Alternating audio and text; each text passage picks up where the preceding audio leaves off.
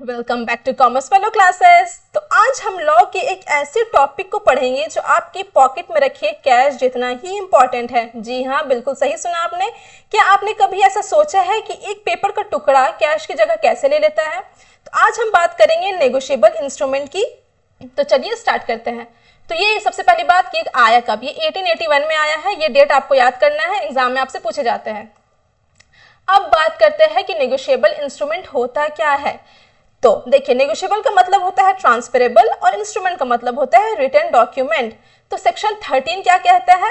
देखिए, सेक्शन 13 के मुताबिक नेगोशिएबल इंस्ट्रूमेंट का मतलब है कि एक ऐसा रिटन डॉक्यूमेंट जो अनकंडीशनल हो, यानी कि जिसमें किसी भी तरह की कोई कंडीशन ऐड ना हो और जिसे आसानी से एक से दूसरे इंसान को ट्रांसफर किया जा सकता है। तो इसमें क्या दिया हुआ है? एक पहले तो रिटन डॉक्यूमेंट होना चाहिए प्लस अनकंडीशनल प्रॉमिस होना चाहिए। अनकंडीशनल प्रॉमिस किसे कहते हैं? जैसे कि कोई ऐसा नहीं कह सकता कि अगर मुझे प्रॉमिस हुआ तो अगर मुझे प्रॉफिट हुआ तो ही मैं तुम्हें जो है पैसा दूंगा, ऐसा नहीं। उसमें कोई कंडीशन ऐड नहीं होनी चाहिए, बिल्कुल अनकंडीशनल होनी चाहिए। प्लस फ्रीली ट्रांसफरेबल, यानी कि एक जगह से दूसरी जगह वो जो है वो पेपर जो है रिटन पेपर ट्रांसफर हो सकता है। उसी को हम नेगोशिएबल इंस्ट्रूमेंट कहते हैं।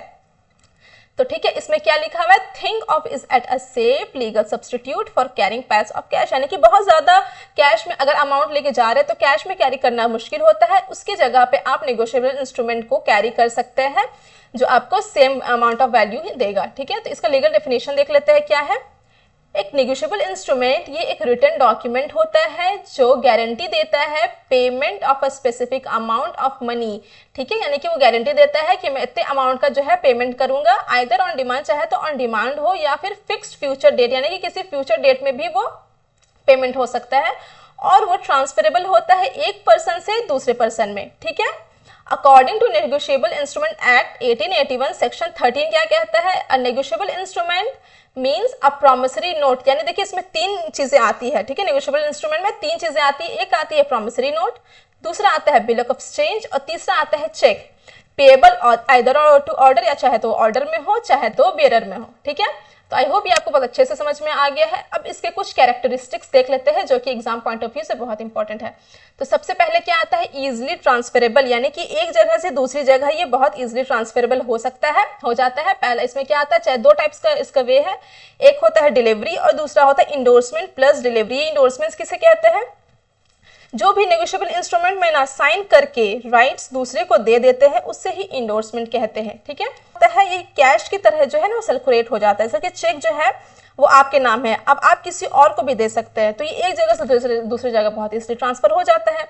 अब आता है दूसरा, transferee title is free from defect, यानी जो इंसान जो है ना ऑनेस्टली से नेगोशिएबल इंस्ट्रूमेंट लेता है उसको सेफ और क्लीन राइट मिलता है, चाहे पहले कुछ भी प्रॉब्लम हुआ हो उस नेगोशिएबल इंस्ट्रूमेंट के साथ।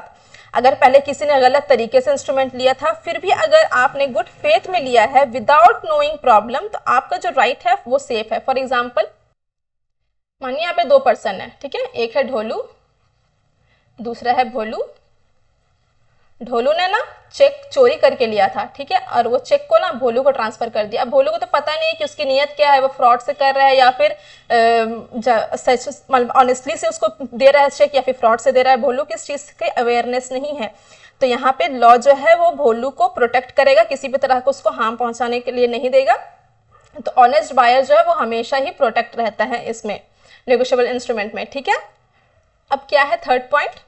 स्यू in your name in case of dishonour, यानी कि अगर पेमेंट नहीं मिलता है तो आप डायरेक्टली जो है वो केस फाइल कर सकते हो, आपको किसी थर्ड पार्टी की जरूरत नहीं है, आप डायरेक्ट खुद ही एक्शन क्लेम कर सकते हो। ठीक है, फिर आता है prompt payment expected credit is on the line, यानी पेमेंट जो है वो बिल्कुल टाइम पे होना चाहिए। क्रेडिट सिस्टम इस पर डिपेंड करता है। फॉर एग्जांपल, अगर आपने चेक दिया है तो टाइम पे वो क्लियर होना चाहिए, अगर वो डिले हुआ तो यहाँ पे ट्रस्ट जो है वो ब्रेक हो जाता है।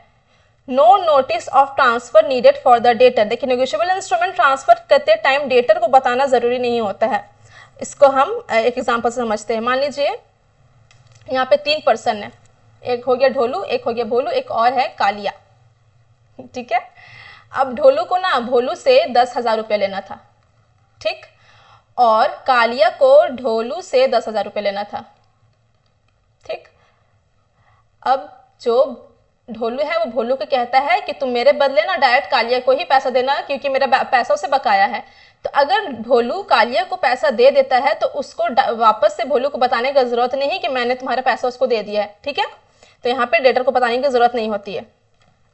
अब आती है लीगल प्रिजम्पशंस। तो देखिए जो कोर्ट है ना वो एज्यूम करती है ये चार चीजें, यानी ये चार चीजें तो हो ही रही होगी, तो ये नेगोशिएबल इंस्ट्रूमेंट वैलिड होता है। पहला क्या है, कंसिडरेशन एग्जिस्ट होनी चाहिए, यानी कि उसमें पैसे के लेन देन होनी चाहिए, डेट उसमें मेंशन होनी चाहिए, स्टैंप उसमें प्रॉपरली होनी चाहिए, और transfer of negotiable instrument maturity date से पहले होनी चाहिए, यानी कि वो एक्सपायर ना हो, ठीक है। उसकी एक्सपायरी डेट होती है, हर एक नेगोशिएबल इंस्ट्रूमेंट की अपनी अपनी एक एक्सपायरी डेट होती है, उससे पहले ही जो है वो ट्रांसफर होना चाहिए, ठीक है। तो आई होप इसके 6 कैरेक्टरिस्टिक्स आपको बहुत अच्छे से समझ में आ गए हो और बहुत इंपॉर्टेंट है ये, ठीक है।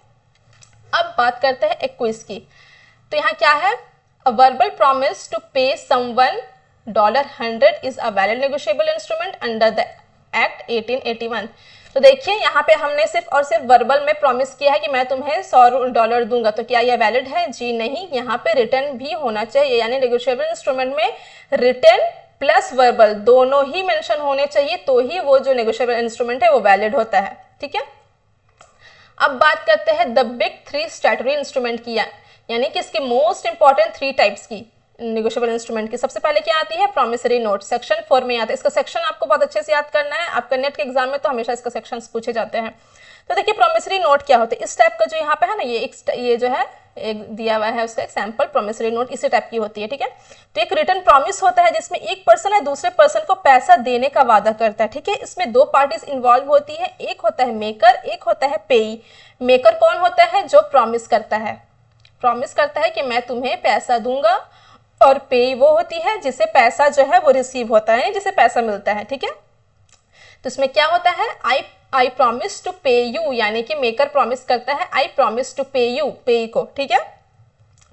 तो यहाँ पे वही एग्जांपल से हम समझते हैं कि ढोलू भोलू वाला, कि ढोलू बोलता है भोलू को आई प्रॉमिस टू पे यू ₹10,000, तो यहाँ पे ये प्रॉमिसरी नोट हो जाते हैं, यहाँ पे प्रॉमिस होती है, ठीक है। इस बात को आपको याद रखना है कि इसमें प्रॉमिस होती है। और अनकंडीशनल अंडरटेकिंग, यानी कि यहाँ पे किसी भी तरह का कंडीशंस नहीं होनी चाहिए। वही मैंने जब आपको एग्जांपल दिया था कि मैं तुम्हें पैसा तभी दूंगा जब मुझे प्रॉफिट होगा, तो ऐसा नहीं है, यहाँ कोई ऑर्डर नहीं, यहाँ पे डायरेक्ट सिर्फ और सिर्फ प्रॉमिस की बात होती है। अब बात करते हैं बिल ऑफ एक्सचेंज की, जो कि सेक्शन 5 में आता है। इसमें क्या होता है, सबसे पहली बात कि एक रिटर्न ऑर्डर होता है जिसमें एक पर्सन दूसरे पर्सन को बोलता है कि तीसरे पर्सन को पैसा दे दो, यानी कि इसमें 3 पार्टीज इन्वॉल्व होती है। कौन कौन सी पार्टी, पहली पार्टी आती है ड्रॉवर, दूसरी आती है ड्रॉवी, और तीसरी आती है पेई। अब हम इसे एग्जांपल के थ्रू समझते हैं कि कौन कौन ड्रॉवर और कौन ड्रॉई और कौन पेई होता है, ठीक है।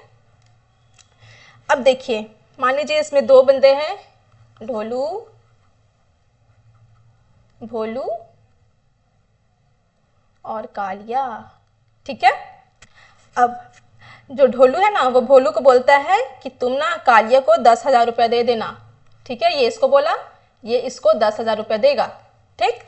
तो यहाँ पे ढोलू जो है वो क्या हो गया, ड्रॉवर। ड्रॉवर कौन हो गया, ऑर्डर देने वाला, ठीक है। भोलू क्या हो गया, ड्रॉई। ड्रॉई कौन हो गया, पैसा देने वाला। और कालिया कौन हो गया, पेई। पेई कौन हो गया, पैसा को एक्चुअली रिसीव करने वाला, ठीक है। तो आई होप ये तीनों आपको पता चल समझ में आ गया है। तो इसमें क्या होती है, इसमें भी अनकंडीशनल ऑर्डर होती है, यानी जिसमें है ना बिल्कुल क्लियर ऑर्डर होना चाहिए, कोई भी जो है कंडीशंस इसमें ऐड नहीं होनी चाहिए। तो यहाँ पे क्या होता है, ऑर्डर की बात होती है। ऑर्डर की बात किसमें होती है, बिल ऑफ एक्सचेंज में। तो आपसे अगर क्वेश्चन से ऐसा पूछे कि प्रॉमिस की किसमें बात होती है, प्रॉमिसरी नोट। ऑर्डर की किससे बात होती है, बिल ऑफ एक्सचेंज।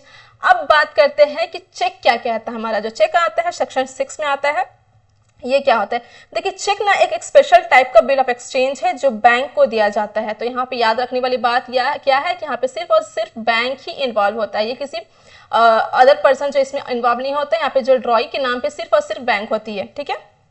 इसमें भी 3 जो है पर्सन होते हैं, ड्रॉवर, ड्रॉई और पेई। ड्रॉवर कौन हो रहा है, जो ऑर्डर दे रहा है पेमेंट के लिए। ड्रॉई कौन हो रहा है, यानी सिर्फ और सिर्फ बैंक जो कि पैसा दे रहा है। और पे कौन हो रहा है, जिसको पैसा रिसीव हो रहा है, ठीक है।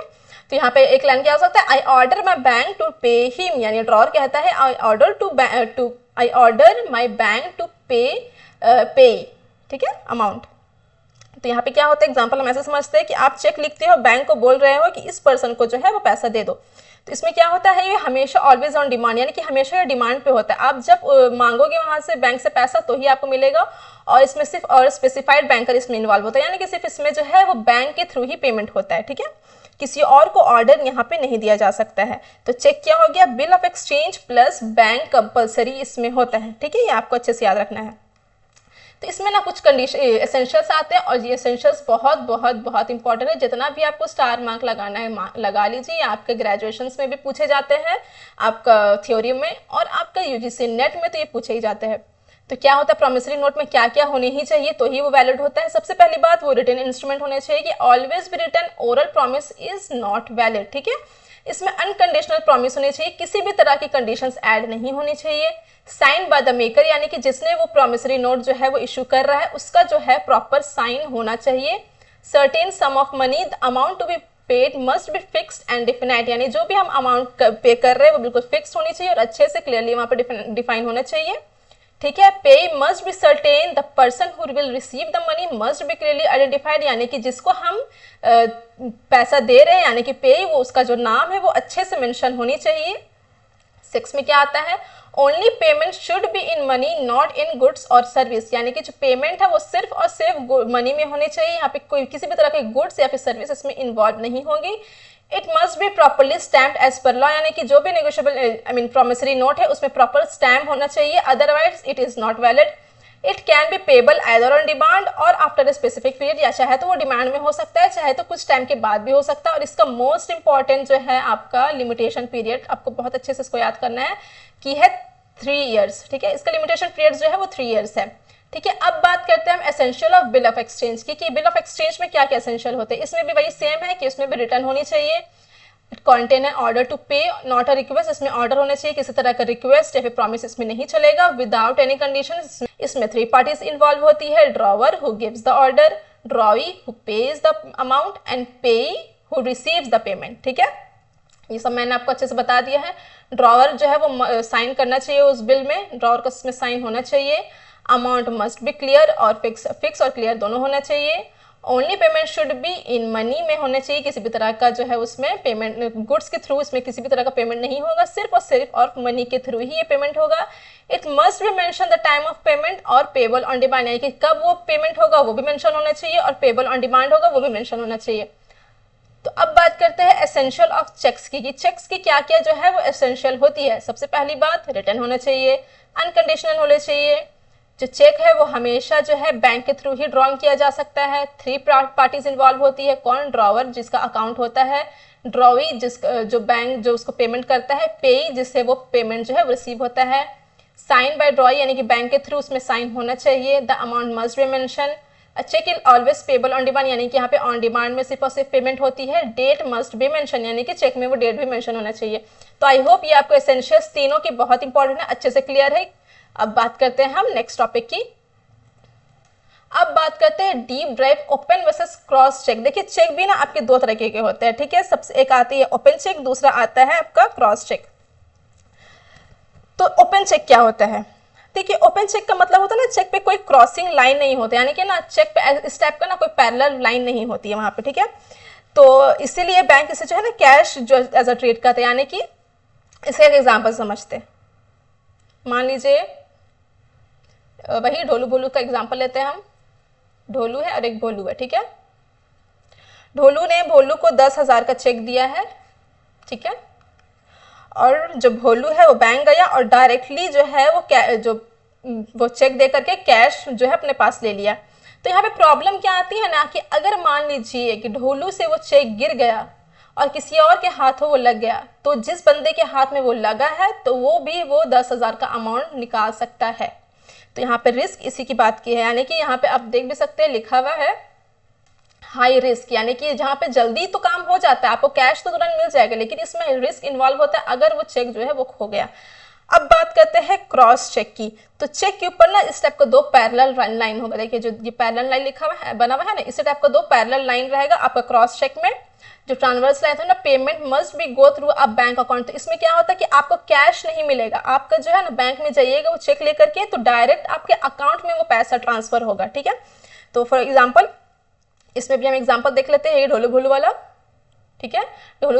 ढोलू ने भोलू को वही दिया है चेक 10,000 का। अब भोलू जाता है बैंक, ठीक है, लेने के लिए पैसा। तो जो है बैंक जो है वो कैश में तो नहीं देगा, वो डायरेक्ट ट्रांसफर करेगा अकाउंट में आपको पैसा, ठीक है। आपको जिस भी अकाउंट में डालना है वो बैंक जो है आपको ट्रांसफर कर देगा, ठीक है। तो क्रॉस चेक का ना कुछ टाइप्स आते हैं, 4 टाइप्स है, ये मैं आपको शॉर्ट में बता देती हूँ कौन कौन से टाइप्स आते हैं। पहला आता है जनरल क्रॉसिंग, यानी कि इसमें सिर्फ 2 जो है पैरेलल लाइन होंगे। इसमें क्या होता है, पेमेंट किसी भी बैंक अकाउंट में आपका जा सकता है।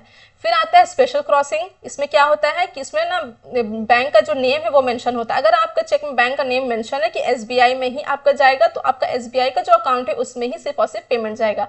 फिर आता है रिस्ट्रिक्टिव क्रॉसिंग, इसमें क्या होता है, रिस्ट्रिक्टिव क्रॉसिंग इसमें अकाउंट पे ही लिखा रहेगा, ठीक है। तो इसमें सिर्फ जिसका नाम चेक पे लिखा है उसके अकाउंट में ही पैसा जाएगा। फिर आता है नॉट निगोशिएबल, ठीक है। तो इसमें क्या होता है कि चेक में लिखा रहेगा नॉट निगोशिएबल। तो इसमें क्या होता है ना कि ट्रांसफर तो हो सकता है, बट इसमें एक इंपॉर्टेंट चीज होती है, इसमें बेटर टाइटल नहीं मिलेगा। फॉर एग्जाम्पल मान लीजिए कि आपने चेक तो दे दिया, अब चेक जो है वो चोरी हो गया, ठीक है, चोरी हुआ था, फिर किसी इनोसेंट पर्सन को मिल गया। नॉर्मल केस में वो क्या होता है, इनोसेंट पर्सन जो है वो सेफ रहता है, लेकिन इस केस में जो है वो इनोसेंट पर्सन सेफ नहीं होगा, ठीक है। तो यहाँ पे रिस्क ट्रांसफर हो जाता है। देखिए जो हमने चेक में पढ़ा था कि जो अगर फ्रॉड करके मान लीजिए ढोलू फ्रॉड कर रहा है और भोलू को पता नहीं है उस फ्रॉडन के बारे में, तो भोलू तो यहाँ पे जो है सेफ रहता था। पहले वाला केस में तो हमने यही पढ़ा था कि चेक में ऐसा ही होता है। लेकिन नॉट नेगोशिएबल जो केस है, जो चेक में लिखा रहेगा नॉट नेगोशिएबल, तो अगर जो ढोलू ने फ्रॉड से अगर लिया था और अगर भोलू ने को पता रहे ना रहे उसका नियत अगर उसके पास चला गया, तो यहाँ पे जो है भोलू भी कानूनी कार्रवाई में आ जाएगा, भोलू इस केस में सेफ नहीं रहेगा, ठीक है। तो आई होप ये आपको बहुत अच्छे से क्लियर है। तो ओपन चेक क्या हो गया, आपको डायरेक्ट कैश मिल जाएगा लेकिन इसमें रिस्क है। और क्रॉस चेक क्या हुआ, आपको डायरेक्ट पैसा तो नहीं मिलेगा, आपके अकाउंट में पैसा जाएगा, लेकिन ये बिल्कुल बिल्कुल सेफ है। तो आई होप ये आपको बहुत अच्छे से क्लियर है। चलते हैं हमारे नेक्स्ट टॉपिक में। अब बात करते हैं एक क्विज की। In contest of a cheque who is a drawee, cheque के मामले में कौन ड्रॉई होता है, ऑलवेज द बैंक। यहाँ पे हमेशा और हमेशा बैंक ही ड्रॉई होता है, ठीक है।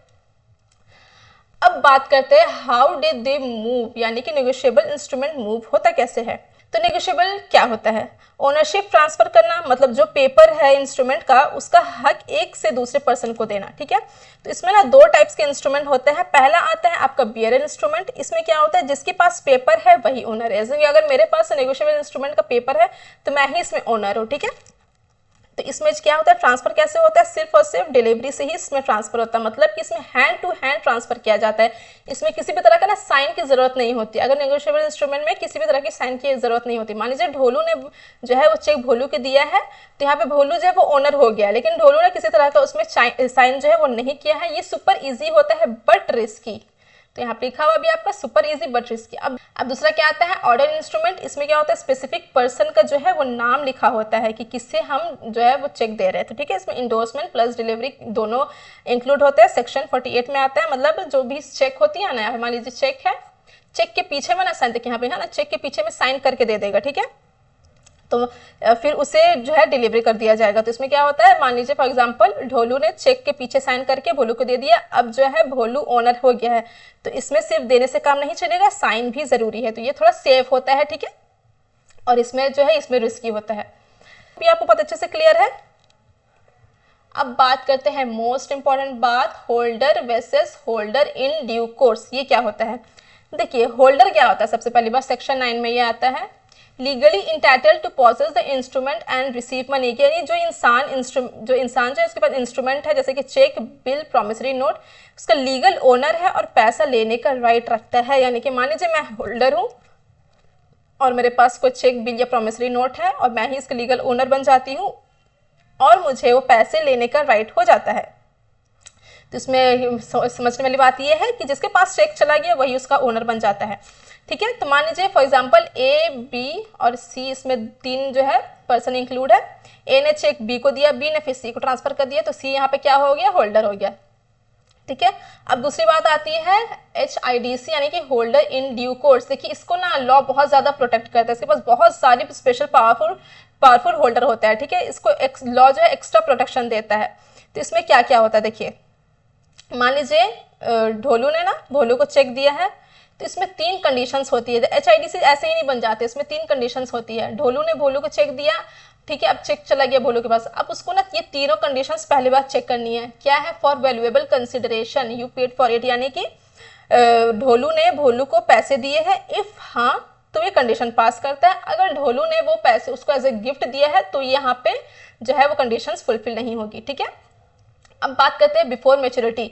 अगर जो पेमेंट है वो मेच्योरिटी डेट से पहले होनी चाहिए, यानी कि जो एक्सपायरी डेट है मेंशन उस नेगोशिएबल इंस्ट्रूमेंट में, उससे पहले जो है वो पेमेंट हो जानी चाहिए। आपका गुड फेथ, इसमें मान लीजिए ए और बी है, ए ने बी को पैसा दे नेगोशिएबल इंस्ट्रूमेंट दे रहा है, तो ए को अगर वो चेक जो है वो किसी तरह का फेक था या प्रॉब्लम था, तो और अगर ए को वो बात नहीं पता तो फिर जो है ये कंडीशन जो है वो पास हो जाएगा। लेकिन अगर ए को पता था कि ये जो है चेक फ्रॉड का है और लेकिन फिर भी उसने बी को ट्रांसफर कर दिया है, तो यहाँ पे जो है कंडीशंस फुलफिल नहीं होगी, वो HIDC यानी कि होल्डर एंड ड्यू कोर्स नहीं बन सकता है।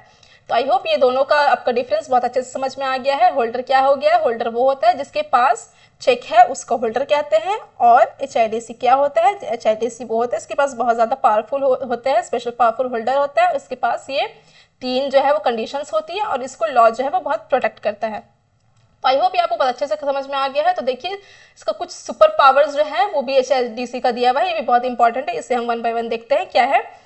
Purged of defect, even if the previous guy got it by fraud, your title is 100% clean, the shell blocks the fraud। यानी मतलब इसका है कि अगर चेक जो वो पहले फ्रॉड या चोरी या प्रॉब्लम वाला था तो HIDC के पास आते ही सब क्लीन हो जाता है, यानी कि HIDC को किसी भी तरह का कोई भी दिक्कत नहीं होता है। अगर वो उसके पास आ भी गया तो भी वो बिल्कुल सेफ है, ठीक है। अब आता है और parties liable, you can sue anyone in the chain of endorsement, यानी HIDC जो है वो किसी भी प्रीवियस पार्टी से ड्रॉवर या इंडोर्सन को स्यू यानी केस कर सकता है। तो मान लीजिए यहाँ पे अगर उसने किसी तरह का गलती किया है, तो मान लीजिए यहाँ पे 2 पार्टी है A, B, C और D, और D जो है वो HIDC है, तो D जो है वो किसी को भी स्यू कर सकता है, A को भी, B को भी, C को भी, जिसको मन चाहे उसको स्यू कर सकता है, ठीक है। फिर आता है आपका third point, fictitious bills valid, यानी कि अगर चेक में ड्रॉअर फेक निकला तब भी HIDC को पैसा मिल सकता है, मिलेगा, आई मीन इसमें राइट होता है। Even if the drawer is fake the acceptor, यानी कि इस केस में भी HIDC जो है वो बिल्कुल प्रोटेक्टेड है। 4 में क्या आता है? नो एक्सक्यूजेज, यानी प्रायर पार्टीज जो है वो किसी भी तरह का एक्सक्यूजेस नहीं दे सकता है कि एब्सेंस ऑफ कंसिडरेशन, जैसे मेरे पास पैसा ही नहीं है या फिर मैंने जो डिलीवरी है वो किसी तरह का कंडीशंस में किया है, इस तरह का वो जो है वो एक्सक्यूजेस नहीं दे सकता है। हर हाल में उसको HIDC को पैसा देना ही पड़ेगा। तो यहाँ पे गोल्डन लाइन ये लिखा हुआ है कि once the HIDC touches it the instrument is cleansed for all the subsequent holder, यानी कि वो एक बार HIDC उस इंस्ट्रूमेंट को छू लेता है, वो पेपर एकदम क्लीन और पावरफुल बन जाता है। तो आई होप ये आपको बहुत अच्छे से क्लियर है। अब बात आती है व्हेन थिंग्स गो रॉन्ग, यानी कि जब जो है वो चेक जो है या फिर नेगोशिएबल इंस्ट्रूमेंट आपका जो डिसऑनर हो जाता है। डिसऑनर का मतलब क्या होता है? चेक या फिर बिल रिजेक्ट हो गया, तो उसको ही हम डिसऑनर कहते हैं। इसके 2 टाइप्स आता है, डिसऑनर बाय नॉन एक्सेप्टेंस, जो कि सेक्शन 91 में आता है। इसमें क्या होता है ना कि ये सिर्फ बिल ऑफ एक्सचेंज में ही एप्लीकेबल होता है, ठीक है, ये किसी अदर इंस्ट्रूमेंट में नहीं होता है, सिर्फ और सिर्फ बिल ऑफ एक्सचेंज में होता है, इसे आपको याद रखना है इसको। तो इसमें मतलब क्या है इसका कि जिस बंदे को बिल दिया गया इनके ड्रॉवर को, वो अगर एक्सेप्ट नहीं करता है तो यहाँ पे जो है वो डिसऑनर हो जाता है। तो इसके जो है कुछ कंडीशंस है उसको हम देख लेते हैं। अगर ड्रॉई जो है वो विद इन 48 आवर्स के अंदर एक्सेप्ट नहीं करता है वो नेगोशिएबल इंस्ट्रूमेंट को, तो वो बिल ऑफ एक्सचेंज को, तो वो जो है डिसऑनर हो जाएगा। अगर ड्रॉई जो है वो किसी तरह का फेक या फ्रॉड निकलता है तो वो जो है डिसऑनर हो जाएगा। और ड्रॉई सिंपली कैन नॉट फाउंड, यानी कि ड्रॉई मिल ही नहीं रहा कि कौन है ड्रॉई, तो उस केस में भी ये रिजेक्ट हो जाएगा। अब बात करते हैं dishonour by non payment, section 92। यहाँ पे क्या है? अगर नन पेमेंट यानी कि पैसा पेमेंट हुआ ही नहीं है तो ही बिल ऑफ एक्सचेंज, इसमें सारे इंस्ट्रूमेंट आता है, ठीक है। सबसे पहली बात कि यहाँ पे सारे इंस्ट्रूमेंट आता है, तो जितना भी नेगोशिएबल इंस्ट्रूमेंट है, promissory note, bill of exchange, cheque, वो सब इसमें आता है। जब नन पेमेंट होता है तो ही ये डिसऑनर होता है, ठीक है। तो यहाँ पे क्या है, इसमें भी ये कब कब हो सकता है? द मेकर, एक्सेप्टर और बैंक। मेकर कौन हो गया आपका? प्रॉमिसरी वाला। एक्सेप्टर कौन? एक्सेप्टर आपका हो गया बिल ऑफ एक्सचेंज वाला। अब बैंक हो गया आपका चेक वाला। तो यहाँ पे ड्यू डेट पर पेमेंट नहीं करता है तो ही ये जो है डन पेमेंट जो है जो नेगोशिएबल इंस्ट्रूमेंट है वो डिसऑनर हो जाता है, ठीक है। तो है आपका बहुत इंपॉर्टेंट है, ये आपको देखना है क्या है। You must give notice to hold previous parties liable, the holder must send a notice of dishonour, यानी कि अगर आप पैसा रिकवर करना चाहते हो तो आपको सबसे पहली जो है वो नोटिस भेजना ही पड़ेगा। फॉर एग्जाम्पल अगर समझिए आपने ना किसी को चेक दिया, ठीक है, और वो बाउंस हो गया, आप डायरेक्टली केस नहीं कर सकते हैं, पहले आपको उसको नोटिस भेजना पड़ेगा कि तुम्हारा जो चेक है वो बाउंस हो गया है, उसके बाद ही आप उस पर केस जो है वो कर सकते हैं। अब आता है लॉ ऑफ डिस्चार्ज। ये क्या होता है? डिस्चार्ज मतलब क्या होता है? लायबिलिटी जो है वो खत्म हो जाना, यानी किसकी लायबिलिटी खत्म हो जाना वो इसमें हम समझेंगे। देखिए जब पैसे देने की जो जिम्मेदारी है ना वो खत्म हो जाती है, उससे ही हम सबसे पहली बात की डिस्चार्ज कहते हैं। तो डिस्चार्ज में इसमें दो मेन टाइप्स आती हैं। इसमें पहला है क्या, कौन सा? डिस्चार्ज ऑफ द इंस्ट्रूमेंट, यानी कि पूरा इंस्ट्रूमेंट, यानी कि चेक, बिल, प्रॉमिसरी नोट ही डेड हो जाता है यहाँ पे। तो इसका रिजल्ट क्या होता है? कोई किसी से पैसा नहीं मांग सकता है, सबकी लायबिलिटी इसमें खत्म हो जाती है। तो ये होता कैसे? How? Payment in due course by the main debtor, यानी कि पेमेंट जो है वो प्रॉपर पर्सन को प्रॉपर टाइम पे और गुड फेथ में जो है पेमेंट हो चुका है। दूसरा क्या आता है? इंटेंशनली कैंसिल, होल्डर जो है वो जानबूझ करके कैंसिल कर देता है, चाहे तो साइन कर देता है, चाहे किसी भी तरह से वो, या फिर बोलता है कि मुझे पैसा नहीं चाहिए, तो यहाँ पे जो है वो कैंसिल हो जाता है। उसके एक और दो तीन टाइप्स आते हैं। एक आता है मर्जर। मर्जर में क्या होता है? जब होल्डर ही एक्सेप्टर बन जाता है। फॉर एग्जाम्पल ए जो है वो होल्डर होता है और वही उसी को ही पैसा भी मिलने वाला है, ठीक है, तो अब खुद से तो पैसा मांग नहीं सकता है, तो इसीलिए यहाँ पे इंस्ट्रूमेंट जो है वो डिस्चार्ज हो जाता है। और इसमें एक पॉइंट आते हैं लैप्स ऑफ टाइम, यानी कि टाइम जो है खत्म हो जाने के बाद जो है वो भी डिसऑनर हो जाता है, आई मीन डिस्चार्ज हो जाता है। और क्या होता है? मटेरियल अल्टरेशन, यानी मटेरियल अल्टरेशन। इसमें क्या होता है कि इंपॉर्टेंट चेंजेस, जैसे कि अमाउंट, डेट या नाम में बिना किसी के परमिशन का वहाँ पे जो चेंज कर देता है, तो वहाँ पे जो है इनवैलिड हो जाता है, ठीक है। तो आई होप यहाँ पे डिस्चार्ज ऑफ इंस्ट्रूमेंट आपको अच्छे से क्लियर है। अब बात करते हैं डिस्चार्ज ऑफ पार्टी क्या होता है। इसमें ना सिर्फ कुछ लोग फ्री होते हैं, सारे के सारे लोग फ्री नहीं होते, इसमें कुछ लोग फ्री होते हैं, इंस्ट्रूमेंट अभी भी चल रहा होता है। तो ये कैसे होता है? द होल्डर जो एक्सप्लिसिटली रिलीज, यानी कि होल्डर ही कह देता है कि ठीक है भाई तुम जाओ अब रिलीज हो, यानी कि यहाँ पे मान लीजिए तीन पार्टी ए, बी और सी। ए जो मान लीजिए होल्डर है वो कह देता है कि बी तुम जाओ अब तुम फ्री हो इससे, तो यहाँ पे बी चला जाता है, ठीक है। या फिर होता है और there is an invisible delay in presenting a cheque, यानी किसी तरह का यहाँ पे डिले हो जाता है, टाइम पर चेक जो है प्रेजेंट नहीं किया जाता है, तो यहाँ पे भी कुछ पार्टीज जो है फ्री हो जाती है। इसकी एक और जो है एक दो और पॉइंट आते हैं। क्या होता है? बाय पेमेंट बाय पार्टी, एक और इसमें पॉइंट है, बाय पेमेंट बाय पार्टी, यानी कि पार्टी ने जो है वो पेमेंट कर दिया है तो वो बिल्कुल फ्री है, उसको आप किसी तरह का कोई भी दबाव नहीं डाल सकते, किसी तरह का भी वो पेमेंट कर दिया है तो इस जो लॉ है उसको डिस्चार्ज कर देता है, ठीक है। तो आई होप ये आपको बहुत अच्छे से क्लियर है नेगोशिएबल इंस्ट्रूमेंट। ये सारा पॉइंट्स मैंने आपको ईच एंड एवरी पॉइंट को बहुत अच्छे तरीके से एक्सप्लेन किया है। और ये आपका आता है फाइनल क्विज। तो क्या है इस फाइनल क्विज में? Which of the three big instrument require acceptance, किसमें एक्सेप्टेंस की जरूरत पड़ती है? बिल ऑफ एक्सचेंज में। बिल ऑफ एक्सचेंज में जो है वो एक्सेप्टेंस की जरूरत पड़ती है। तो दूसरे वाले में देखते हैं हम कि दूसरा क्वेश्चन क्या कह रहा है। What does an endorsement sans recours mean? तो देखिए ये सैन रिकॉर्ड्स का मतलब क्या होता है। सैन रिकॉर्ड्स का मतलब क्या होता है? जीरो लायबिलिटी, ठीक है।